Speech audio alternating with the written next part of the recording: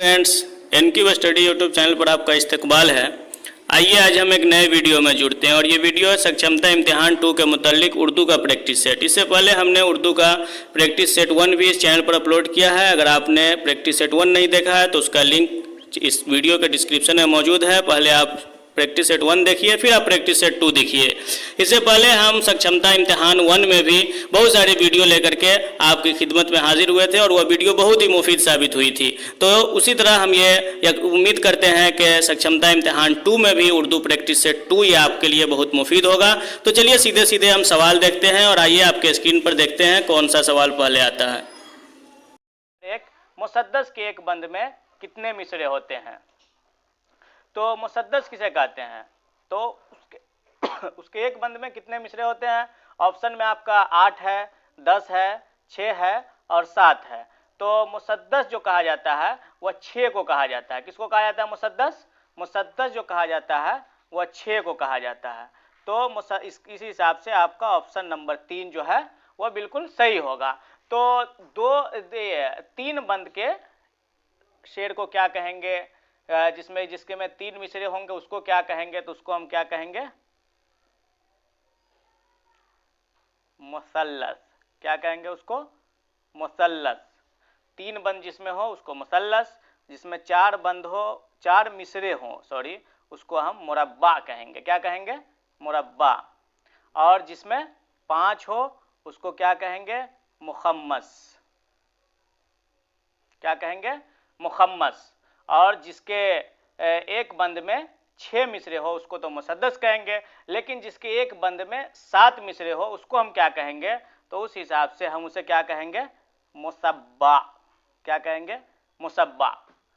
तो इससे हम कई सारा सवाल, अगर आपको आ जाए कि मुसब्बा के एक बंद में कितने मिसरे होते हैं तो भी आप बता दीजिएगा, मुसल्लस के एक बंद में कितने मिसरे होते हैं वो भी बता दीजिएगा, मुरब्बा के एक बंद में कितने मिसरे होते हैं वो भी बता दीजिएगा। इसी तरह जिसमें 8 मिसरे हो उस बंद को हम क्या कहेंगे? तो उसे हम मुसम्मन कहते हैं। से मुसम्मन। ठीक, तो इस हिसाब से आपको लगभग 3-4 क्वेश्चन का जवाब इस सवाल में मिल गया। चलिए अब हम आगे बढ़ते हैं सवाल नंबर 2 की तरफ। और सवाल नंबर 2 है, गजल उर्दू शायरी की आबरू है, ये किसका कौल है? तो इस तरह के भी सवाल बिहार सरकार पूछते हैं और ये आपके 6 to 8, 9, 10 और 11, 12 सबके लिए बहुत ही करामद है। तो अकवाल पूछ दिया जाता है, कभी कभी 2-4 अकवाल जो मशहूर अकवाल है। तो ये बहुत ही मशहूर कॉल है और ये किनका कॉल है? तो आपके ऑप्शन में है नंबर 1 में रशीद अहमद सिद्दीकी, नंबर 2 में मिर्ज़ा गालिब, टाइपिंग मिस्टेक है, नंबर 3 में नसीरुद्दीन हाशमी और नंबर 4 में मौलाना आज़ाद। तो इस हिसाब से आपका जो है ऑप्शन नंबर 1 बिल्कुल सही जवाब होगा। रशीद अहमद सिद्दीकी का यह कॉल है कि गज़ल उर्दू शायरी की आबरू है। और गज़ल के मुतालिक ही एक कॉल बहुत मशहूर है अल्ताफ़ हुसैन हाली का। वह कॉल कौन सा है? गज़ल क्या है? बेवक्त की रागनी है।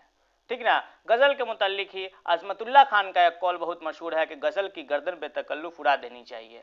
तो इस तरह से गज़ल के मुतालिक बहुत सारे अकवाल है, उनमें से ये 2-3 अकवाल हम आपके सामने पेश किए। जैसे गज़ल उर्दू शायरी की आबरू है, किसका कॉल है? रशीद अहमद सिद्दीकी। आप याद रखिएगा किसका कॉल है? ये रशीद अहमद सिद्दीकी का। इसी तरह गज़ल बेवक्त की रागनी है, ये किसका कॉल है? अल्ताफ़ हुसैन हाली का। बहुत मशहूर राइटर है अल्ताफ़ हुसैन हाली। आप जो लोग भी वीडियो देख रहे हैं उनको इनके बारे में पूरा नॉलेज है, इसलिए अल्ताफ़ हुसैन हाली पे तज़किरा करने की कोई ज़रूरत नहीं महसूस होती। पिछले वीडियो में भी हमने उनके 1-2 किताबों को शामिल किया था, जो अगर आप ने वो वीडियो नहीं देखा है तो आप पहले उस वीडियो को देख लीजिए।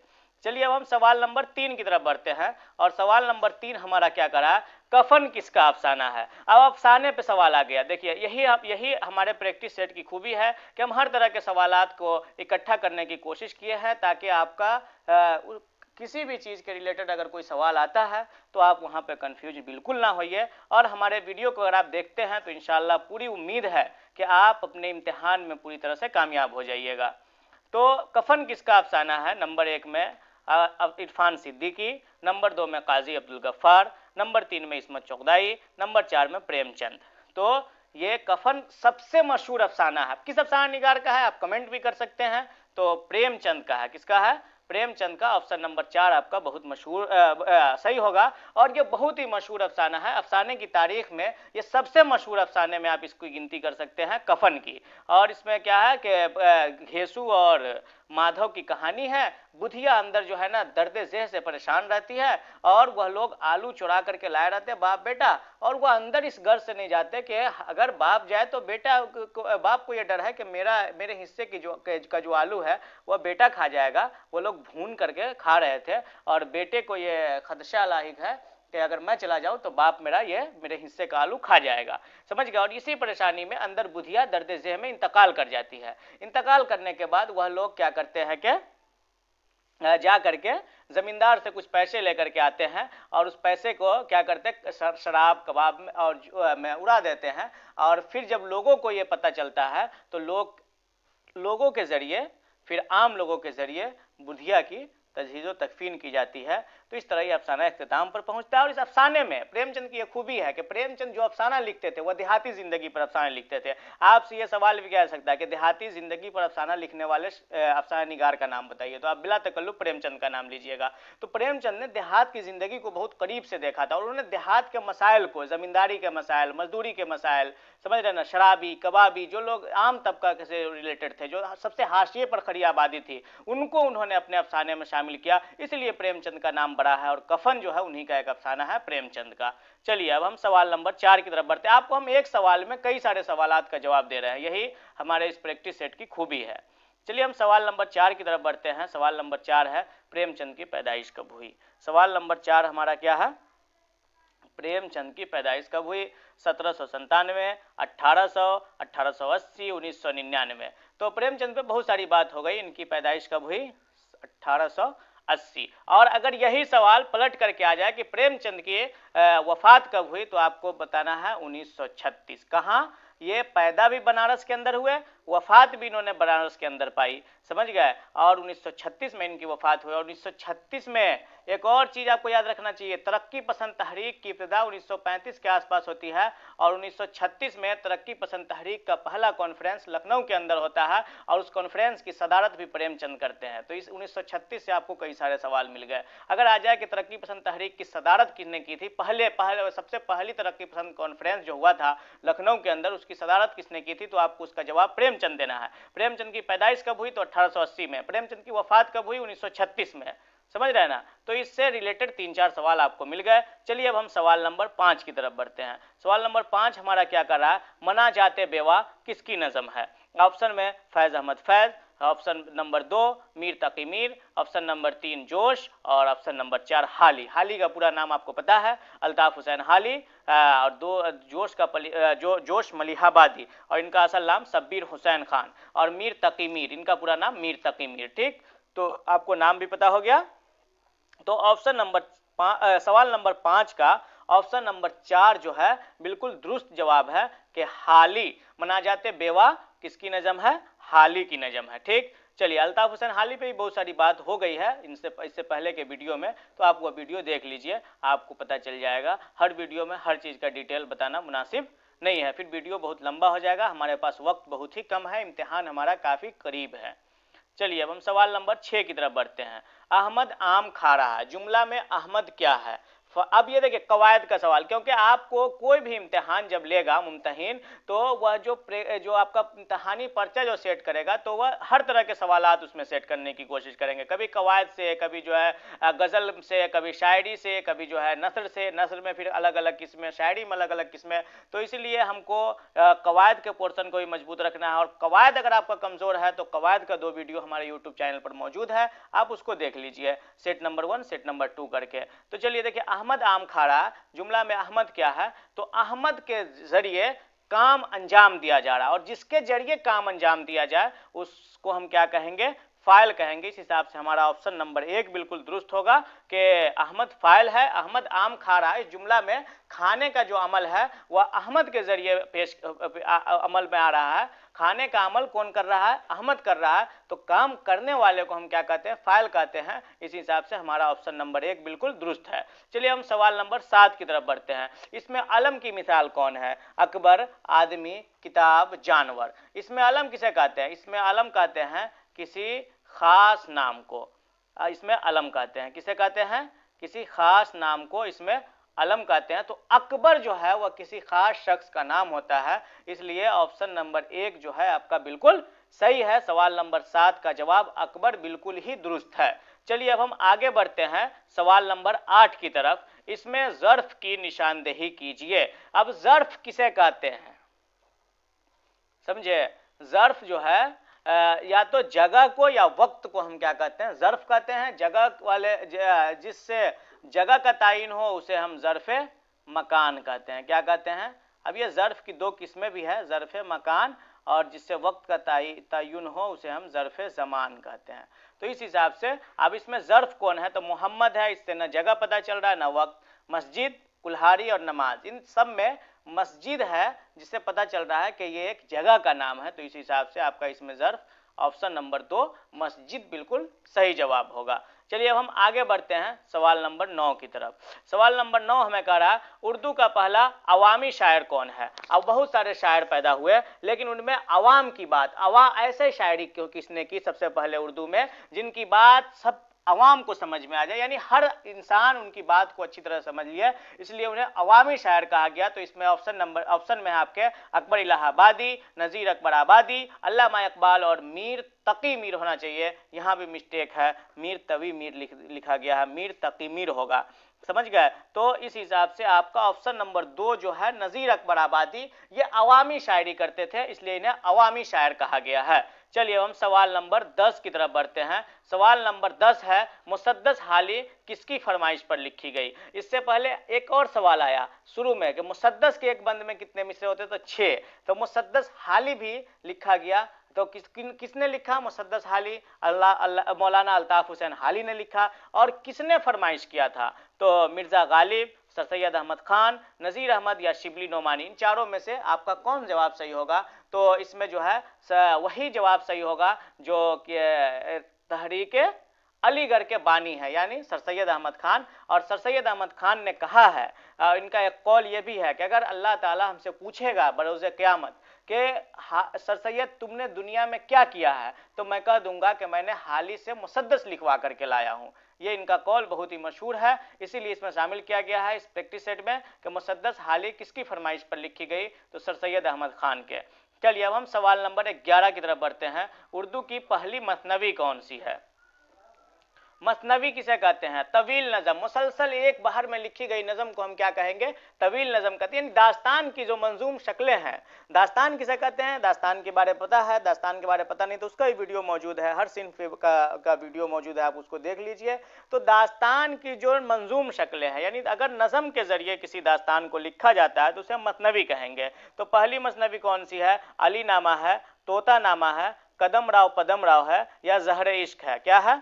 सवाल नंबर 11 का आपके पास ऑप्शन नंबर 3 कदम राव पदम राव। कदम राव पदम राव की कहानी है ये, और इसके जो राइटर हैं वह कौन है, फ़खरुद्दीन निज़ामी।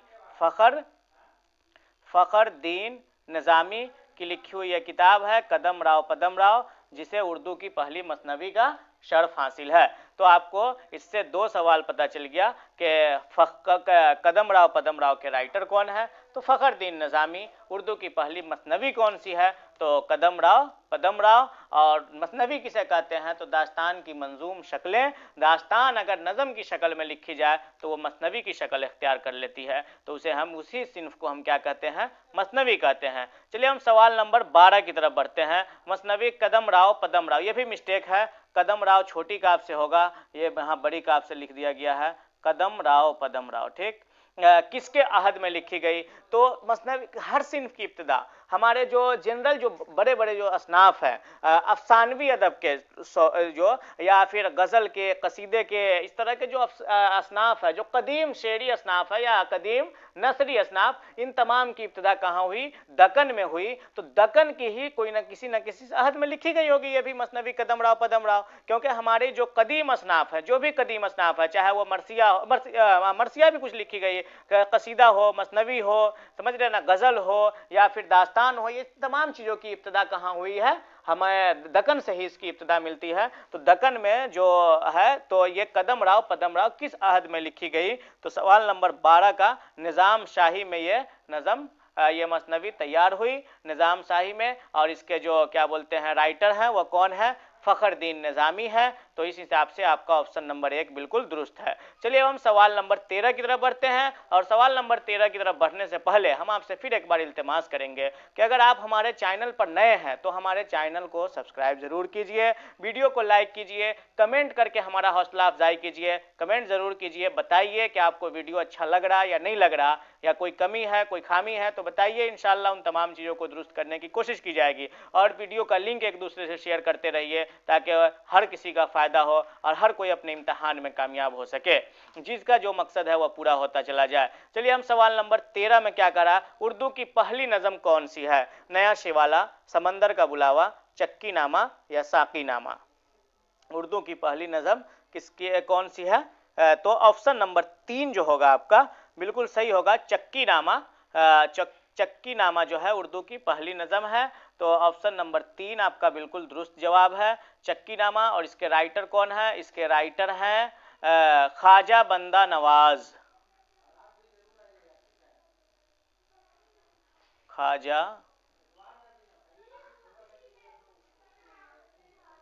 ख्वाजा बंदा नवाज गेसू दराज। क्या? ख्वाजा बंदा नवाज गेसू, ख्वाजा बंदा नवाज गेसू दराज इनके राइटर हैं, किसके? चक्की नामा। और ये पहली नज़म है। और अगर यही सवाल बदल के चले आए कि पहली जदीद नज़म कौन सी है, तो पहली जदीद नज़म शब कदर है, जो अल्ताफ मौलाना मोहम्मद हुसैन आज़ाद की है। शब कदर ये पहली जदीद नज़म है, किनकी है? मौलाना मोहम्मद हुसैन आज़ाद की है, जो उन्होंने अंजुमन पंजाब में पढ़ा था, ठीक, लाहौर के अंदर। चलिए सवाल नंबर 14 की तरफ बढ़ते हैं। बांगे दरा किसका शेरी मजमुआ है? बांगे दरा मीर तकी मीर का है, मिर्ज़ा गालिब का है, या नज़ीर मोहम्मद का है, या अल्लामा इकबाल का है? तो बांगे दरा हमें और आपको बताने की ज़रूरत ही नहीं है। ये ऐसा सवाल है कि हमें नहीं लग रहा कि ऐसे शख्स होंगे जिनको ये सवाल मालूम ना हो। इसका ऑप्शन नंबर 4 बिल्कुल दुरुस्त होगा। अल्लामा इकबाल का यह शेरी मजमुआ है। अल्लामा इकबाल के 4 उर्दू शेरी मजमुआ हुए, बाले जिब्रील, ज़रबे कलीम, अरमगान हिजाज और ये बांगे दरा, बाले जिब्रील, ज़रबे कलीम, अरमगान हिजाज। यही इसकी जो है ना, बांगे दरा 1924, बांगे दरा बाले जिब्रील 1935, ज़रबे कलीम 1936 और अरमगान हिजाज 1938 में शाया हुआ। और ये चारों इनका शेरी मजमुआ है। कौन कौन? बांगे दरा, बाले जिब्रील, ज़रबे कलीम, अरमगान हिजाज। चलिए अब हम सवाल नंबर 15 की तरफ बढ़ते हैं। फोर्ट विलियम कॉलेज की बुनियाद कब डाली गई? फोर्ट विलियम कॉलेज सबसे पहले कब बुनियाद डाली गई? 1800 में, 1802 में, 1900 में या 1775 में, 1785 में? तो अब इसके हिसाब से ऑप्शन नंबर 1 बिल्कुल सही है, 1800 में फोर्ट विलियम कॉलेज की बुनियाद डाली गई। और कहाँ डाली गई? तो कलकत्ता में डाली गई। क्यों डाली गई? तो ईस्ट इंडिया कंपनी के जब यहाँ पैर पसार रही थी तो उसे हुकूमत, ईस्ट इंडिया कंपनी का मकसद सबको पता है कि वह क्यों आई थी इसका यहाँ इस देश को गुलाम बनाने के लिए। तो ये मुल्क जब उसके कब्जे में आना शुरू हो रहा था और वो अपने पाँव को फैला रही थी ये वो कंपनी, तो उसे अब एहसास होने लगा था कि हमारे जो वर्कर आएंगे, हमारे जो अंग्रेज आएंगे, तो उन्हें यहाँ हुकूमत करने के लिए या यहाँ पे हमें कब्जा करने के लिए हमें यहाँ की लोकल ज़बान से वाकफियत बहुत ही ज़रूरी है। और उस वक्त फ़ारसी का गलबा ख़त्म हो गया था और फ़ारसी की जगह एक नई ज़बान उर्दू की शक्ल में, हिंदवी कहिए, रेख्ता कहिए, इन तमाम की शक्ल में एकदम बिल्कुल फर्राटे के साथ बोली जा रही थी। और लेकिन ये नतीजा ये था कि उर्दू में ज़ख़ीरा बहुत कम था, क्योंकि फ़ारसी के बाद उर्दू का चलन अभी अभी हुआ था, समझ गए ना। इसलिए क्या बोलते हैं, 1722 में मीर तकी मीर पैदा हुए और उनके जो ज़माना था तो उस ज़माने में तक उर्दू बिल्कुल लखनऊ में, दिल्ली में बहुत चर्चे की ज़बान और लिखने पढ़ने की ज़बान तक आ चुकी थी। उर्दू में शायरी खूब हो रही थी, लेकिन हुआ यही था कि ज़ख़ीरा बहुत कम था। तो उन लोगों ने क्या किया कि कॉलेज की बुनियाद डाली और इस कॉलेज से उन्होंने क्या मकसद था कि हमारे जो अंग्रेज़ अफसर आएंगे, हमारे जो वर्कर आएंगे वहाँ से, उनको हम उर्दू ज़बान सिखाएंगे। तो उसके लिए उर्दू ज़बान सिखाने के लिए हम उनके पास होना क्या चाहिए था, तो वह कहे कि हमारे पास एक ज़ख़ीरा होना चाहिए था जिसके ज़रिए हम पढ़ सके। तो उर्दू में वो किताबें मौजूद थी नहीं, तो वह हिंदुस्तान के बड़े बड़े राइटर को वह जमा करने लगे और हिंदुस्तान के राइटर को जमा करके उन्होंने ये कोशिश की कि जितनी भी फ़ारसी किताबें हैं उसको तर्जुमा किया जाए उर्दू की शक्ल में। और उसी में बहुत सारी किताबें तर्जुमा होती चली गई और एक से एक जो है ना उर्दू में ज़ख़ीरा जमा होता चला गया। और फोर्ट विलियम कॉलेज से जो है ना उर्दू अदब की भी खिदमत हुई। अंग्रेज़ों का मकसद तो कामयाब हुआ ही, अंग्रेज़ अपने मकसद में बिल्कुल कामयाब हुए। हुए, लेकिन उर्दू की खिदमत भी खूब हुई और 1800 में इसकी बुनियाद डाली गई, कलकत्ता में इसकी बुनियाद डाली गई। चलिए फोर्ट विलियम कॉलेज के बारे आपको एक बैकग्राउंड दे दिया गया। फोर्ट विलियम कॉलेज के बारे अगर कोई भी सवाल आपके जहन में होगा तो आप कमेंट कीजिए, हम उसका जवाब देंगे, लेकिन हमें उम्मीद है कि फोर्ट विलियम कॉलेज पे इससे ज्यादा कुछ नहीं पूछा जा सकता इम्तिहान में। चलिए सवाल नंबर 16 की तरफ बढ़ते हैं। फोर्ट विलियम कॉलेज की सबसे मशहूर किताब कौन सी है? तो जब सब बात हो गई, फोर्ट विलियम कॉलेज कहाँ है, फोर्ट विलियम कॉलेज की बुनियाद क्यों डाली गई, फोर्ट विलियम कॉलेज का मकसद क्या था, फोर्ट विलियम की बुनियाद कब डाली गई, कहाँ डाली गई, ये तमाम बातें हो गई। तो अब जब वही बात लेकर के वही काम था कि राइटर को जमा किया गया और किताबें तसनीफ करवाई गई, तर्जुमे के काम ज्यादा हुए, तो उसमें सबसे जो मशहूर किताब है वह बागो बहार है। किसकी? मीर अमन देहलवी की ये किताब बागो बहार जो किताब है या किस्सा चहार दरवेश का तर्जुमा है। और इससे पहले बहुत सारे लोगों ने इसका तर्जुमा किया था, जैसे नौतर्ज मुरस्सा भी अता हुसैन खां तहसीन ने किया था, लेकिन वह तमाम की तमाम इबारतें मुकफ़ा, मुसज्जा और रंगीन इबारतें थी। खालिस, सलीस और उर्दू जबान में इबारतें बहुत कम मौजूद थी। इसलिए बागो बहार जब लिखा गया तो इस किताब को बहुत ही ज्यादा शोहरत हुई और 1804 में यह किताब छप करके मंजर आम पर आई। 1802 में यह किताब मुकम्मल हो गई थी, लेकिन इसको छपते छपते 1804 हो गया। और फोर्ट विलियम कॉलेज की आज तक की, हम ये भी कह सकते हैं कि आज तक उर्दू दास्तान में अगर सर फहरिस्त दास्तान की जब फहरिस्त बनाई जाएगी, अजीम दास्तान की, अहम दास्तानों की जब फहरिस्त साजी होगी, तो उसमें बागो बहार को जगह देना ही पड़ेगा। ऐसा नहीं हो सकता कि आप बागो बहार को छांट करके दास्तान की तारीख लिख दें। दास्तान की तारीख जहां लिखी जाएगी वहां बागो बहार आएगा। और बागो बहार किनकी है? मीर अमन देहलवी की। कहां लिखी गई? फोर्ट विलियम कॉलेज में। चलिए अब हम सवाल नंबर 17 की तरफ बढ़ते हैं। सवाल नंबर 17 हमारा क्या करा? रिसाला तहजीबुल अखलाक किसने जारी किया? रिसाला तहजीबुल अखलाक किसने जारी किया? तो सर सैयद अहमद खान ने किया, वली दक्कनी ने किया, मौलाना आज़ाद ने किया या शिबली नोमानी ने किया? तो आपको पता है कि रिसाला तहजीबुल अखलाक अलीगढ़ तहरीक के ज़ेर असर जारी हुआ। सर सैयद अहमद खान जब इंग्लिस्तान के सफ़र पर गए और वहाँ कैम्ब्रिज और ऑक्सफोर्ड यूनिवर्सिटी को उन्होंने घूमा और वहाँ के निज़ाम तालीम का बगौर मुताला किया, समझ गए, और उसके बाद टिटलर और स्पेक्टेटर नाम का 2 रिसाला वहाँ कैम्ब्रिज इंग्लैंड के अंदर काफ़ी मशहूर था। और उन्होंने टिटलर और स्पेक्टेटर का मुताला किया, तो उन्हें जब वह हिंदुस्तान लौट करके आए तो एक अपना रिसाला तहजीबुल अखलाक के नाम से जारी किया। और ये तहजीबुल अखलाक उसी वक्त से रिसाले की शक्ल में आनी शुरू हो गई। कब? 1870 में। 1870 में इन्होंने जारी किया। किसने? सर सैयद अहमद खान ने। इस हिसाब से आपका ऑप्शन नंबर 1 बिल्कुल सही जवाब हो जाएगा। चलिए हम सवाल नंबर 18 की तरफ बढ़ते हैं। तरक्की पसंद तहरीक की पहली कॉन्फ्रेंस कहाँ हुई थी? दिल्ली, कलकत्ता, लखनऊ या आजमगढ़? तो आपको हम इससे पहले बता चुके हैं प्रेमचंद की पैदाइश वाले सेक्शन में कि तरक्की पसंद तहरीक की पहली कॉन्फ्रेंस लखनऊ में हुई, जिसकी सदारत किसने की? प्रेमचंद ने की। कब हुई? 1936 में हुई। कब हुई? 1936 में हुई। प्रेमचंद हालांकि इसी साल वफात पा गए, लेकिन 1936 की तहरीक की कॉन्फ्रेंस की सदारत उन्होंने बखूबी अंजाम दिया था। और इसी के साथ क्या बोलते हैं कि एक मजदूर और बेकस तबका का बज़ाब्ता आगाज हुआ, ज़ुहूर हुआ, और इसी तरह से जो है मजदूरों को जो है ना अदब में जगह मिलने लगी। और प्रेमचंद का एक बहुत ही मशहूर जो है ना कौल इसी की सदारती खुतबा में उन्होंने दिया था कि हमें हुस्न का मयार बदलना होगा। और हमें हुस्न का मयार बदलना होगा, ये भी जो है एक सवाल बन जाता है कि ये कौल किसका है? तो प्रेमचंद का है। और कब कहा था उन्होंने? तरक्की पसंद तहरीक की जब पहली कॉन्फ्रेंस लखनऊ के अंदर चल रही थी 1936 में, उसकी सदारत प्रेमचंद कर रहे थे। उन्होंने अपने सदारती खुतबा में ये बात कही थी कि हमें हुस्न का मेयार बदलना होगा। चलिए हम सवाल नंबर 19 की तरफ बढ़ते हैं कि उर्दू का पहला अखबार कौन सा है? उर्दू का पहला अखबार दिल्ली उर्दू अखबार, आगरा अखबार, जामे जहानुमा या अल हिलाल है। तो सवाल नंबर 19 का जो ऑप्शन नंबर 3 है बिल्कुल दुरुस्त जवाब है कि जामे जहानुमा उर्दू का पहला अखबार है। आपसे हम फिर एक बार इल्तिमास करेंगे, अगर आप हमारे चैनल पर नए हैं तो प्लीज इस चैनल को सब्सक्राइब कीजिए, इसका लिंक एक दूसरों से शेयर कीजिए और फिर जो है वीडियो को लाइक करना भी ना भूलिए। चलिए हम सवाल नंबर 20 की तरफ बढ़ते हैं। सवाल नंबर 20 हमारा कह रहा, जिस नज़म में खुदा की तारीफ की जाए उसे क्या कहते हैं? बहुत ही आसान सवाल है, हम और आप सब जानते हैं कि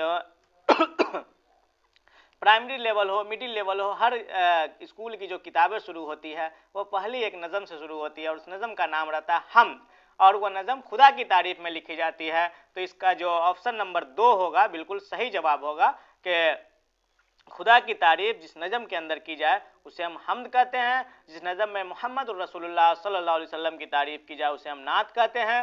जिस नज़म में इमाम हुसैन की शहादत का जिक्र किया जाए और इमाम हुसैन की शहादत के गम में आंसू बहाया जाए और अफसोस का इजहार किया जाए उसे मरसिया कहते हैं। और जिसमें सहाबा इकराम रिजवानुल्लाह अलैहिम अजमाइन की तारीफ की जाए उस नज़म को हम मनक़बत कहते हैं। तो ये 4 चीज़ें आपको समझ में आ गया, हम्द किसे कहते हैं, नात किसे कहते हैं, मरसिया किसे कहते हैं और मनक़बत किसे कहते हैं। तो इस तरह से आज का प्रैक्टिस सेट हमारा कंप्लीट हुआ और इस प्रैक्टिस सेट में हम बहुत सारी चीज़ें जाने हैं। तो हमारे साथ बने रहिए अगले वीडियो में। अगले वीडियो में फिर हम बहुत जल्द एक नया प्रैक्टिस सेट लेकर के आते हैं। जब तक के लिए बहुत बहुत शुक्रिया। और आखिर में फिर से एक बार इल्तिमास करेंगे कि जिन्होंने हमारे चैनल को सब्सक्राइब नहीं किया है बराए मेहरबानी इस चैनल को सब्सक्राइब कीजिए और इसका लिंक एक दूसरे से शेयर कीजिए ताकि तमाम लोगों का फ़ायदा हो जाए। जिन लोगों तक वीडियो नहीं पहुँच पा रही है उन तक भी वीडियो बआसानी पहुँच सके। चलिए बहुत बहुत शुक्रिया, फिर मिलते हैं अगले वीडियो में।